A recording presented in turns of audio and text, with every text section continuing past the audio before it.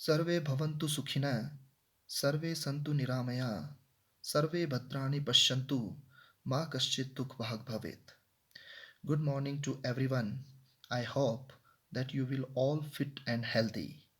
And today I am going to teach about our theme for thinkers, beliefs and buildings.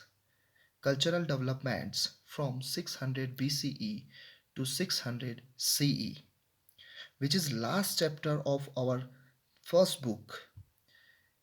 सबसे पहले BCE और CE का concept देखिए.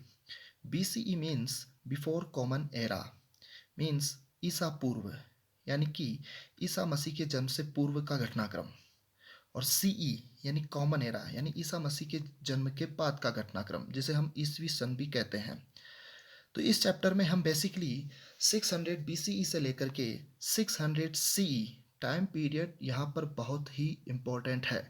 600 BCE से लेकर 600 CE के बीच में हमारे इंडियन सब कॉन्टिनेंट में जो थिंकर्स, जो फिलोसोफर्स इमर्ज हुए, ठीक है, उन्होंने जिस प्रकार की आइडियोलॉजी को स्प्रीड किया, जो उनके मैसेजेस थे, किस प्रकार से उन्होंने हमारे देश की जो रिलीजियस ट्रेडिशंस है उसको चेंज किया, उन सब के बारे में हम इस चैप्टर में पढ़ेंगे. बेसिकली इस समय जैनिज़्म, बुद्धिज़्म और हिंदुज़्म जो हैं, इनके कई जो बिलीव्स हैं, इन रिलीजन्स के कई जो बिलीव्स हैं, कई फिलॉसफीज़ जो हैं, वो पूरे सब कॉन्टिनेंट में स्प्रेड होती हुई हमें दिखाई देती है इस पीरियड में. लेकिन बेसिकली हम इस चैप्टर में बुद्धिज़्म पर सबसे ज़्यादा फोकस करेंगे. तो नाउ लेट्स स्टार्ट. सबसे पहले हम इस चैप्टर का इंट्रोडक्शन देखते हैं कि बेसिकली हमें इस चैप्टर के अंदर पढ़ना क्या है. तो as you know that in Indian subcontinent during 600 BCE to 600 CE, many thinkers and ideology emerged. It led to development in many religious beliefs as Buddhism, Jainism, and Hinduism, etc. This chapter discusses the major religious development in early India, focusing on Buddhism. We will also see how their ideas were compiled as oral and written text as well as expressed in architecture and sculpture. The best preserved monument of the time was the stupa at Sanchi, which is a major focus in this chapter. Basically मैं आपको बता चुका हूँ कि 600 BCE से लेकर 600 CE के time period के इस दौरान जो है भारत में कई प्रकार की नई जो थॉट ऑफ आइडियोलॉजी थी वो इमर्ज होती हुई दिखाई देती है. नए प्रकार की रिलीजियस आइडियोलॉजी, रिलीजियस फिलॉसफी जो है वो हमें इमर्ज होती हुई दिखाई देती है. इन्हीं में से बेसिकली हिंदुज़्म, बुद्धिज़्म और जैनिज़्म सबसे इम्पोर्टेंट है. लेकिन इस चैप्टर में हम बेसिकली फोकस करेंगे बुद्धिज़्म पे, और साथ ही साथ यह भी देखने का प्रयास करेंगे कि इन रिलीजन्स की जो फिलॉसफी थी उसको किस प्रकार से पहले ऑरली और फिर उसके बाद में टेक्स्ट के रूप में जो, या रिटन टेक्स्ट के रूप में जो है उनको कंपाइल किया गया. साथ ही साथ उस फिलॉसफी को, उस आइडियोलॉजी को हम उस टाइम के जो आर्किटेक्चर्स थे, स्कल्पचर्स हैं, उनमें भी हम देख सकते हैं. फॉर एग्जांपल हमारे इस चैप्टर में फोकस किया गया है सांची स्तूपा. सांची का जो स्तूप है वो बुद्धिज़्म से जुड़ी हुई कई प्रकार की आइडियोलॉजी और फिलॉसफी के बारे में हमें बताता है. ठीक है, सांची का जो स्तूप है वो मध्य प्रदेश में भोपाल के नज़दीक एक छोटी सी पहाड़ी है और उस पर स्थित है सांची का ये स्तूप. तो इस प्रकार हम देखते हैं कि दो प्रकार के सोर्स जो हैं वो हमारे लिए अवेलेबल हैं, जिसके बिहाफ हम जो हैं इस प्रकार की जो रिलीजियस हिस्ट्री है उसको रिकंस्ट्रक्ट कर सकते हैं. नंबर वन जो है वो है लिटरेचरल एविडेंस, जिनमें विभिन्न प्रकार की जो लिटरेचर हैं, विभिन्न प्रकार के जो टेक्स्ट हैं वो कंपाइल किए गए हैं. और दूसरा है आर्किटेक्चर एविडेंस, जिसमें कई प्रकार के मॉन्यूमेंट्स और स्कल्पचर्स जो हैं वो हमें काफ़ी हेल्प करते हैं इस प्रकार की हिस्ट्री को रिकंस्ट्रक्ट करने में. नाउ हम स्टार्ट करते हैं first topic, the background, sacrifices and debates, जिसमें पहला पॉइंट हमारा है cultural development in world history. देखिए, हमारे इंडियन सब कॉन्टिनेंट में बुद्धिज़्म और जैनिज़्म के इमर्ज होने से पहले भी यहाँ कई प्री एग्जिस्टिंग ट्रेडिशंस जो थी वो यहाँ पर थी. ठीक है ना, उसके बारे में भी हम पहले बात करेंगे। लेकिन इससे पहले एक टर्निंग पॉइंट की बात कर लेते हैं कि इंडियन सब कॉन्टिनेंट का एक टर्निंग पॉइंट जो था वो कौन सा समय था और उस समय क्या क्या परिवर्तन हमारी इंडियन हिस्ट्री में हमें देखने को मिलते हैं। तो सबसे पहले है cultural development in world history. The mid first millennium BCE in approximate 600 BCE is often regarded as a turning point in world history, especially in religious and cultural development.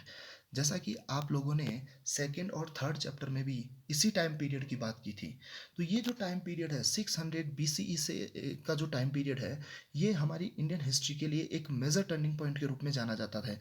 जैसे कि चैप्टर नंबर 2 में आप लोगों ने पढ़ा कि किस प्रकार से 600 BC में नए किंगडम्स जो हैं वो इमर्ज हो रहे थे। महाजनपद पीरियड आप लोगों ने देखा, इसके बाद में मगध साम्राज्य, मगध एम्पायर जो था वो इमर्ज होते हुए दिखाई देता है।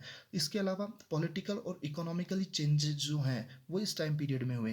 वहीं चैप्टर 3 में आप लोगों ने देखा कि किस प्रकार से सोसाइटी में भी जो है वो इस पीरियड के दौरान काफ़ी चेंजेस आए, जिसमें हमने महाभारत पर फोकस किया था।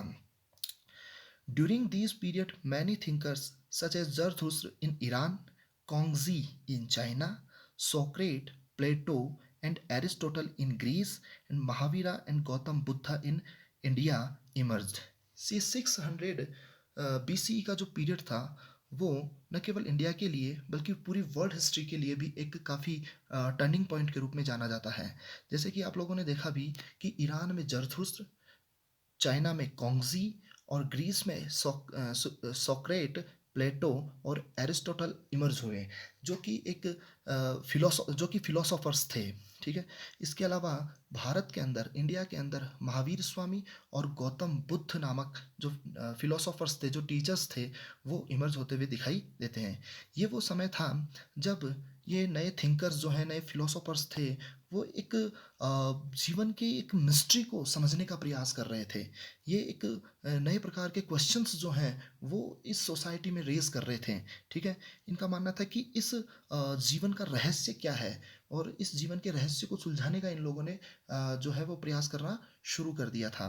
साथ ही साथ ये लोग ये समझना चाहते थे कि एक ह्यूमन बींग और इस कॉस्मिक ऑर्डर का मतलब है कि जो ब्रह्मांड की एक व्यवस्था है, जो ये विश्व की एक व्यवस्था है, इस व्यवस्था और मनुष्य के बीच में किस प्रकार के रिलेशंस हैं, किस प्रकार से ये कॉस्मिक ऑर्डर या एक डिवाइन पावर है, कौन सी एक डिवाइन पावर है जो एक मनुष्य को, एक ह्यूमन बीइंग को कंट्रोल करती है। ठीक है, साथ ही साथ ये वो वक्त था जिस समय इंडिया में, यही 600 BCE का जो पीरियड है, ये वो समय था जब इंडिया में जो है वो कई प्रकार के पॉलिटिकल, इकोनॉमिकल और सोशल चेंजेस भी हो रहे थे। और इसी पीरियड के दौरान जो है नए रिलीजियस ट्रेडिशंस भी जो है वो इमर्ज हो रहे थे।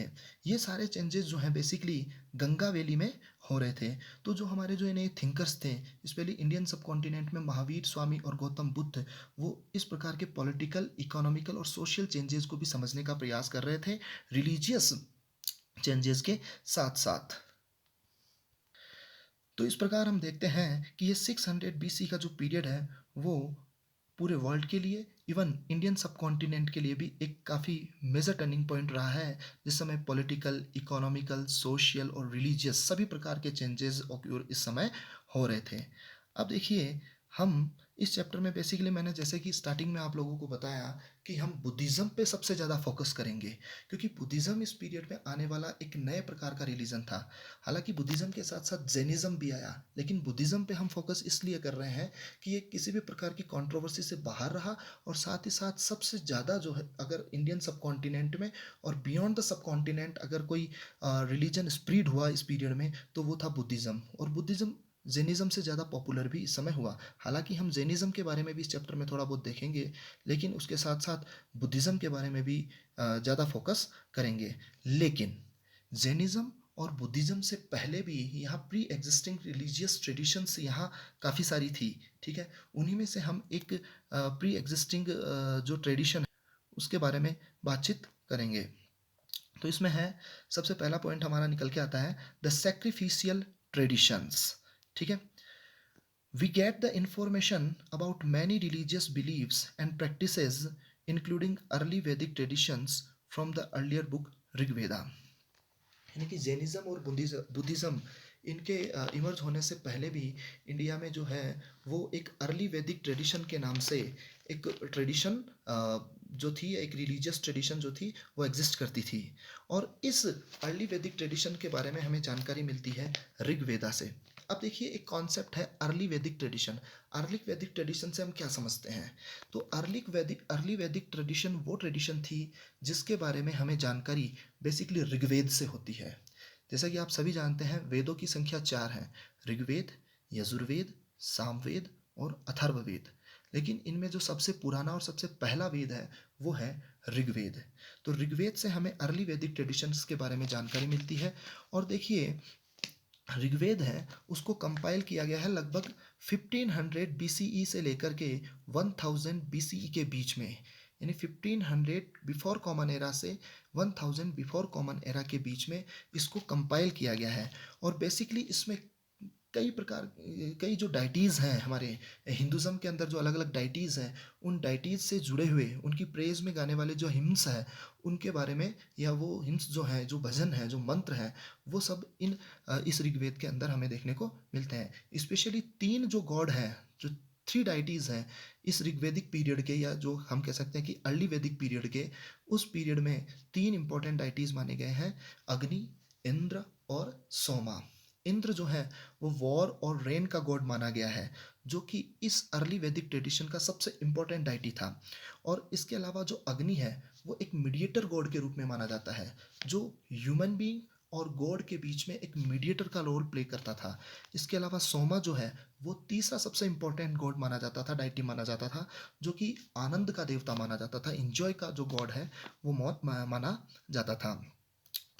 ऋग्वेद के अंदर जो ये हिम्स दिए गए हैं वो बेसिकली उस समय चैंट किए जाते थे जब किसी प्रकार के सेक्रीफाइसेस परफॉर्म किए जाते थे। तो देखिए, इस टॉपिक में हम क्या पढ़ रहे हैं? The sacrificial tradition. यानी अर्ली वैदिक जो पीरियड है उसमें सेक्रीफिशियल ट्रेडिशन को ज़्यादा इंपॉर्टेंट माना जाता था। यानी कि जो यज्ञ की परंपराएं थी इन पर ज़्यादा फोकस किया जाता था। और जैसा कि मैंने आपको बताया कि अर्ली वैदिक ट्रेडिशन या अर्ली वैदिक पीरियड वो पीरियड है जिसके बारे में जानकारी हमें ऋग्वेद से मिलती है। और ऋग्वेद में बेसिकली यज्ञ की परंपराओं यानी सेक्रीफिशियल ट्रेडिशन पर ज़्यादा फोकस किया गया है।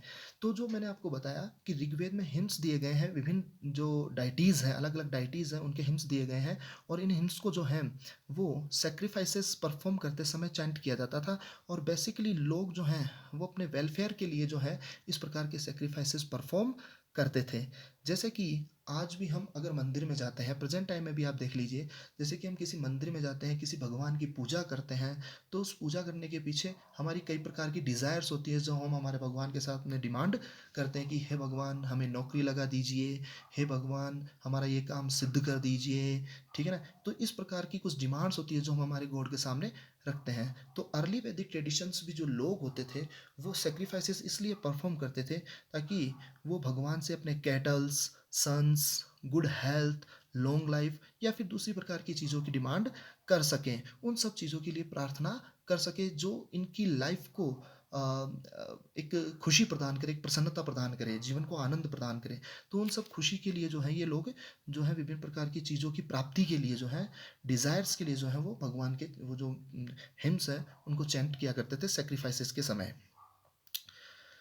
The sacrifices earlier were performed collectively, and later, 1000 BCE to 500 BCE, some were performed by the head of household for well-being of the domestic unit. यानी अपनी डोमेस्टिक यूनिट के वेलफेयर के लिए लोग जो है वो सेक्रीफाइसेस करते थे। लेकिन इसमें आपको एक छोटा सा अंतर समझना होगा।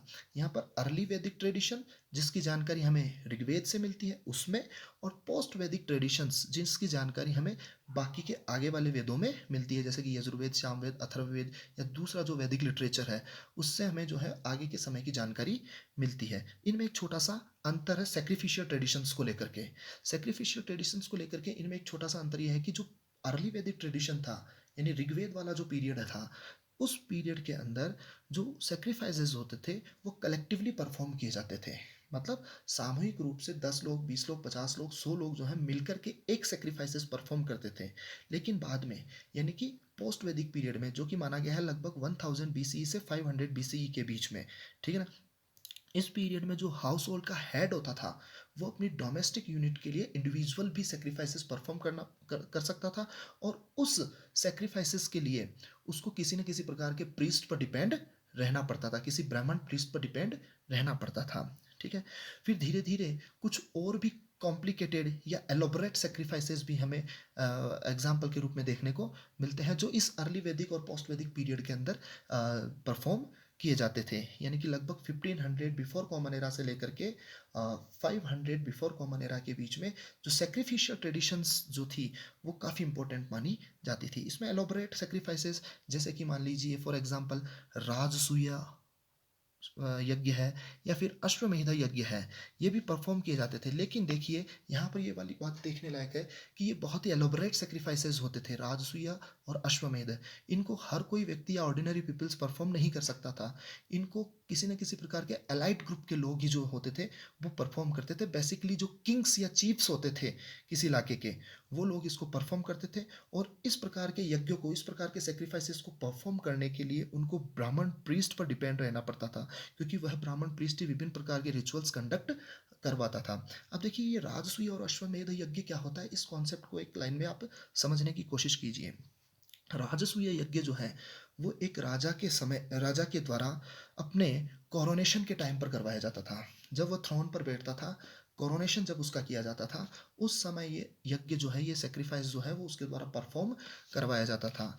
और इस समय वो चक्रवर्ती, महाराजा, महाराजा धीराज, इस प्रकार के टाइटल्स जो हैं वो अडॉप्ट करता था। तो एक प्रकार से वह सभी राजाओं को अपने एक छत्र में लेने और अपनी पावर को शो करने का एक सिंबल माना गया है ये राजसूय यज्ञ, जो कि चीफ या किसी किंग के द्वारा ही परफॉर्म करवाया जाता था। दूसरा अश्वमेध यज्ञ। अश्वमेध यज्ञ में क्या होता था कि जो राजा होता था वो यज्ञ शुरू करने के साथ ही एक घोड़े को, एक हॉर्स को जो है वो छोड़ दिया जाता था। फिर जिस जिस इलाके से वो घोड़ा गुजरता था वो इलाका उस संबंधित राजा का जो है माना जाता था। और यदि बीच में किसी व्यक्ति ने उस घोड़े को पकड़ लिया तो उस व्यक्ति को उस राजा के साथ युद्ध करना पड़ता था। तो ये भी बेसिकली अपनी पावर को शो करने का एक सिंबल माना गया, अपनी पावर को शो करने का एक तरीका था राजा का। ठीक है। तो इस प्रकार की जो सेक्रीफिशियल ट्रेडिशंस थी वो अर्ली वैदिक और पोस्ट वैदिक पीरियड में परफॉर्म की जाती थी। तो ये तो बात हो गई अर्ली वैदिक ट्रेडिशन और पोस्ट वैदिक ट्रेडिशन, जिसमें सेक्रीफिशियल ट्रेडिशंस को ज़्यादा इंपॉर्टेंस दिया जाता था। अब धीरे धीरे क्या हुआ, जैसे जैसे समय बीतता गया वैसे वैसे चीज़ों में परिवर्तन आता गया, चेंजेस आता गया। तो अब कुछ नए क्वेश्चंस जो थे इस पीरियड में, लगभग 600 BC ऑनवर्ड्स जो है नए क्वेश्चंस इमर्ज होने लगे। तो देखिए वैदिक ट्रेडिशन के अंदर ही जो नेक्स्ट लिटरेचर आता है वो उपनिषद जैसे ग्रंथ आते हैं, उपनिषद जैसे टेक्स्ट आते हैं। तो जैसे कि हम बात कर रहे हैं वैदिक ट्रेडिशन में, अर्ली वैदिक ट्रेडिशंस में, जिसमें वेद वेद थे, ऋग्वेद, यजुर्वेद, सामवेद, अथर्ववेद। इन सब वेदों के अंदर जो है वो बेसिकली सेक्रीफिशियल ट्रेडिशंस को ज़्यादा इंपॉर्टेंट माना गया है। यज्ञ की जो परंपराएं होती थी उनको ज़्यादा इंपॉर्टेंट माना गया, रिचुअल्स को ज़्यादा इंपॉर्टेंट माना गया है, कर्मकांडों को ज़्यादा इंपॉर्टेंट माना गया है। लेकिन अब उपनिषदों में जो है वो एक अलग प्रकार की थ्योरी दी गई है। इनमें एक फिलोसॉफिकल टीचिंग्स जो हैं, फिलोसॉफिकल जो मेथड्स हैं, उनको डिस्क्राइब किया गया है उपनिषदों में। तो हम अब नए क्वेश्चंस की बात करते हैं जो इस नए पीरियड में रेज होने लगे थे। तो during this time many thinkers started to raise many questions which were compiled in the earlier book Upanishads. They were curious about the meaning of life, the possibilities of life after death and rebirth. यानी कि उपनिषदों में नया philosophical बातें जो हैं वो दी गई, नई दार्शनिक बातें जो है वो मेंशन की गई यज्ञ की जगह पे। यानी अब सेक्रीफिशियल ट्रेडिशंस को ही सब कुछ नहीं माना गया इस पीरियड में आकर के, अब नई चीज़ें निकल करके आई। अब लोग जो है वो काफ़ी क्यूरियस रहते थे लाइफ का मीनिंग जानने के लिए। वो ये जानना चाहते थे कि लाइफ वाकई में है क्या, और क्या किसी प्रकार की पॉसिबिलिटीज़ है लाइफ की आफ्टर डेथ, यानी मृत्यु के बाद में क्या किसी प्रकार की लाइफ की पॉसिबिलिटीज़ है, या और रीबर्थ का जो कॉन्सेप्ट है कि पुनर्जन्म कैसे होता है, क्या पुनर्जन्म के लिए हमारे इस जन्म में किए गए जो कर्म हैं, जो हमारी एक्शंस हैं, पास्ट एक्शंस जो हमारे हैं, क्या वो रीबर्थ के लिए जिम्मेदार है, रिस्पॉन्सिबल हैं। तो इस प्रकार की जो बातें थी, इस प्रकार के जो नए क्वेश्चंस थे, the meaning of life, possibility of life after death and the rebirth, इस प्रकार के कॉन्सेप्ट से जुड़े हुए जो क्वेश्चंस थे वो धीरे धीरे रेज होने लगे। तो यानी कि हम ये कह सकते हैं कि एक फिलोसॉफिकल जो डिबेट्स थी वो स्टार्ट हो गई इस पीरियड में। People outside the Vedic tradition asked whether there was even a single ultimate reality. साथ ही साथ यह भी बातें होने लगी कि ये सिंगल अल्टीमेट रियलिटी क्या है, ठीक है ना। इसके साथ साथ जो सॉल, आत्मा संबंधी जो कंटेंट है, सब्जेक्ट है, उन पर भी बातचीत होने लगी। तो कुल मिलाकर के हम ये कह सकते हैं कि इस पीरियड में जो है, लेटर पीरियड में जो है, वो वैदिक ट्रेडिशन की जो वैदिक ट्रेडिशन में जो सेक्रीफिशियल ट्रेडिशंस थी, उससे हट करके नए प्रकार के क्वेश्चंस जो है वो रेज किए जाने लगे। People also began speculating on the significance of the sacrificial traditions. इस लाइन से आपकी ये बात क्लियर हो जाती है कि sacrificial traditions की क्या significance रहा, इस पर भी अब चर्चाएं होने लगी। अब लोग केवल अंधे होकर के हर बात में सेक्रीफिशियल ट्रेडिशंस को ही सही मानने लगे, ऐसा नहीं था। अब वो उस चीज में परिवर्तन ला रहे थे धीरे धीरे। अब यज्ञ की परंपरा की जगह जो है वो दार्शनिक विचार आने लगे, फिलोसॉफिकल जो थॉट है वो इमर्ज होने लगी। तो देखिए इस प्रकार की जो डिबेट्स है, इस प्रकार की जो नए क्वेश्चंस रेज की जाने लगे, तो पुरानी जो सेक्रीफिशियल ट्रेडिशंस और नई फिलोसॉफिकल थॉट, इनके बीच में एक डिबेट्स और डिस्कशन स्टार्ट हो गया। तो हम अब अगला टॉपिक हमारा यही है, डिबेट एंड डिस्कशन, कि अब पुरानी और नई जो परंपराएं हैं, नई थॉट जो है, उनके बीच में किस प्रकार की डिबेट और डिस्कशंस होने लगे, कहाँ ये डिस्कशंस होते थे, और धीरे धीरे उनके क्या रिजल्ट निकल करके सामने आए। ठीक है, तो let's start debate and discussion. As you know, that many things raise questions on the sacrificial traditions, Vedas, about ultimate reality. So, live debate and discussion took place among the various thinker. तो इस period में यानी कि लगभग 600 BCE के समय और onwards और इसके बाद भी, ठीक है ना, नए थिंकर्स इमर्ज हुए। और उन थिंकर्स ने, जैसा कि आपने पीछे भी पढ़ा कि जो पुरानी अर्ली वैदिक ट्रेडिशन की जो सेक्रीफिशियल ट्रेडिशंस थी, वेदास थे, या जो अल्टीमेट रियलिटी वाली बात थी, उन पर क्वेश्चन मार्क लगाना स्टार्ट किया। और इसी को लेकर के जो नए थिंकर्स थे, उनके बीच में डिबेट और डिस्कशन स्टार्ट हो गया। And these discussions were took place in कुटागार शाला, means hut with a pointed roof or in grove where traveling mendicants halted. अब देखिए ये डिबेट्स कहाँ होती थी। सबसे पहले प्रश्न उठता है कि जब ये डिबेट और डिस्कशन स्टार्ट हुआ था, तो इसके लिए कोई पर्टिकुलर प्लेस था या नहीं। तो यस, इसके लिए एक पर्टिकुलर प्लेस हुआ करता था जिसको कुटागार शाला बोला जाता है। कुटागार शाला का मतलब क्या है? कुटागार शाला का मतलब है एक हट हट लाइक स्ट्रक्चर होता था, एक हट लाइक बिल्डिंग होती थी, जिसमें एक पॉइंटेड रूफ होती थी। यानी हम ये कह सकते हैं कि एक पॉइंटेड रूफ वाली एक झोपड़ी होती थी, जहाँ पर जो ट्रेवलिंग मेडिकेंट्स होते थे वो ठहरते थे और आपस में बातचीत करते थे, डिस्कशन होता था, डिबेट्स होती थी। एक थॉट को मानने वाला दूसरी थॉट को मानने वाले के साथ डिबेट करता था, और अपने अपनी आइडियोलॉजी, अपनी अपनी फिलॉसफी जो है, वो एक दूसरे के साथ जो है वो डिबेट और डिस्कशन के माध्यम से जो है वो कम्युनिकेट करते थे एक दूसरे से। ठीक है, तो यहाँ पे कॉन्सेप्ट आया कुटागार शाला, इसको अच्छे से समझना। कुटागार शाला जो है वो एक पॉइंटेड रूप वाली एक झोपड़ी होती थी, हट होती थी, जहाँ पर ट्रेवलिंग मेंडिकेंट्स ठहरते थे और डिस्कशंस और डिबेट्स होती थी। In these Kutagar-shala, philosophers tried to convince one another. If anyone succeeded in convincing one of his rivals, the followers of the latter also became his disciple. In that time, nearly 64 sects were there.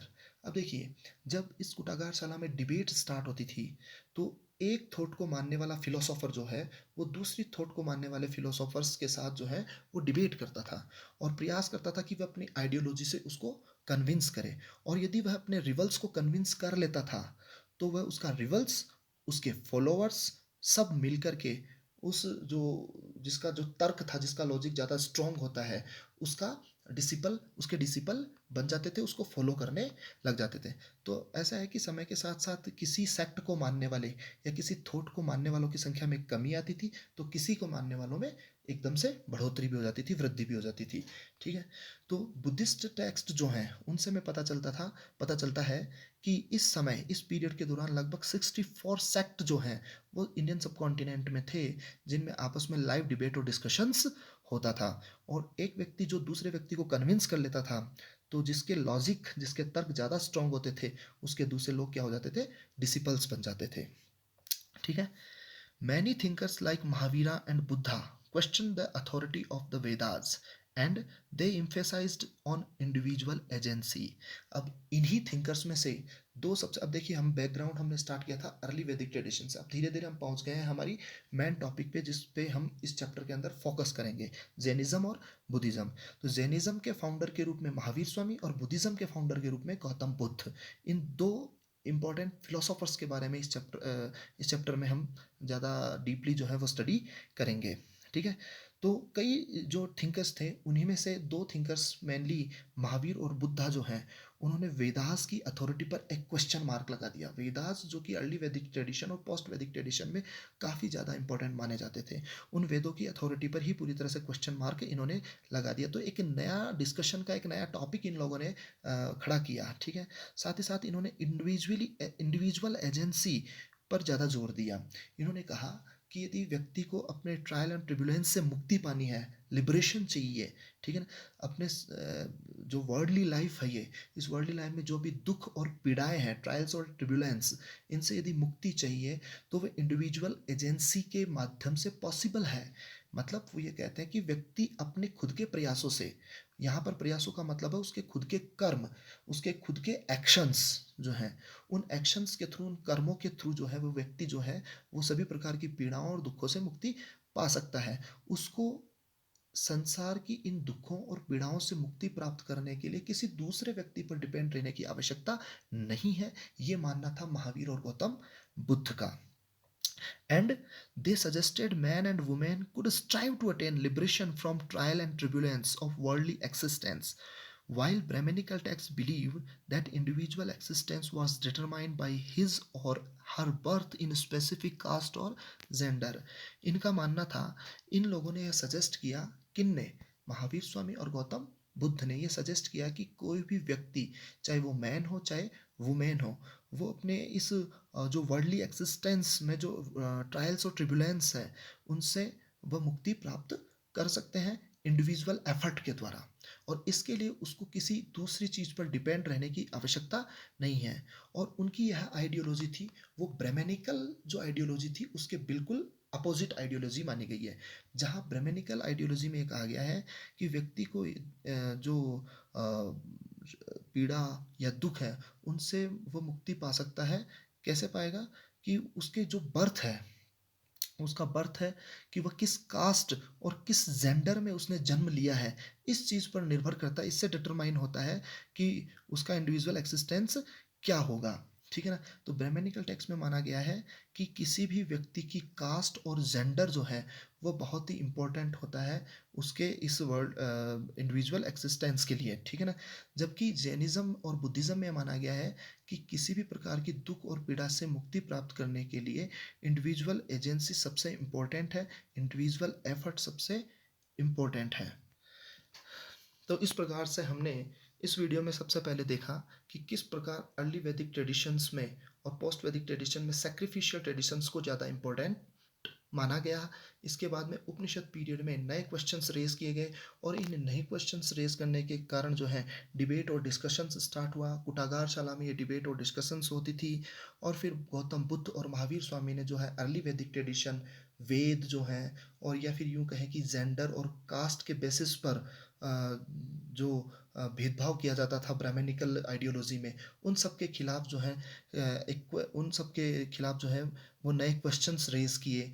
और अब हम अगले video में देखेंगे महावीर स्वामी और उनकी teachings और बुद्ध और उनकी टीचिंग्स के बारे में। Thank you so much.